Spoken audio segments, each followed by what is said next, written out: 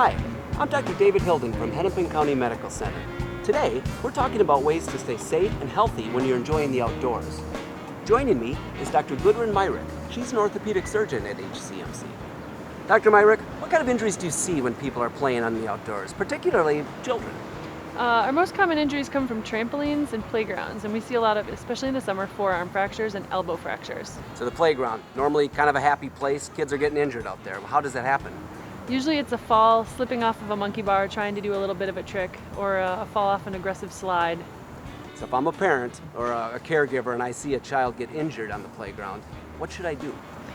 It's important just to look and see if it's just a bruise or if it seems like it's anything more. You always want to make sure they're moving all of their fingers normally, and if they can move their wrist and their elbow. If any of those things are in question, it's important to take them to a doctor for evaluation.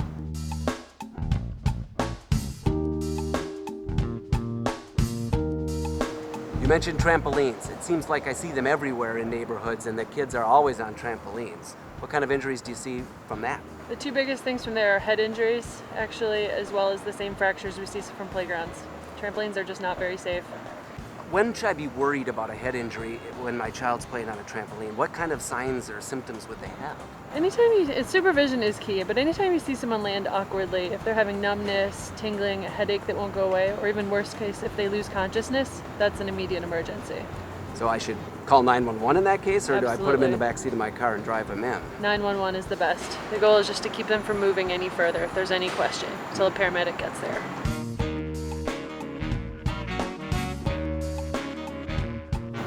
Let's talk about baseball for a second.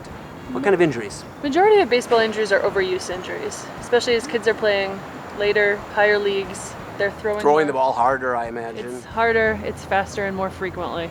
Especially as kids start playing in multiple leagues, multiple weekends in a row. They're throwing too much. So I'm a coach or I'm a parent and I've got an athlete, a child athlete who's got a sore elbow from pitching. When should I have them stop playing and take a break? Anytime that pain doesn't go away for a day or two. So to summarize, what should parents or caregivers remember? In other words, what are the take-home points for keeping your kids safe when they're playing in the outdoors? Especially for young kids, supervision is paramount. The majority of injuries can be prevented with appropriate supervision. Additionally, we certainly recommend people stay away from trampolines. They're dangerous and quite a lot of very serious injuries can come from them. And third of all, especially if you have a kid that's a baseball player, repetitive type sport, make sure you're looking out for their best interests. Make sure they're taking appropriate rest, getting time off, and taking care of themselves. Thanks, Dr. Myrick. Those were some really good tips for staying safe in the outdoors. I certainly learned something. I hope you did too. This is Dr. David Hilden from Hennepin County Medical Center, and until next time, enjoy the outdoors.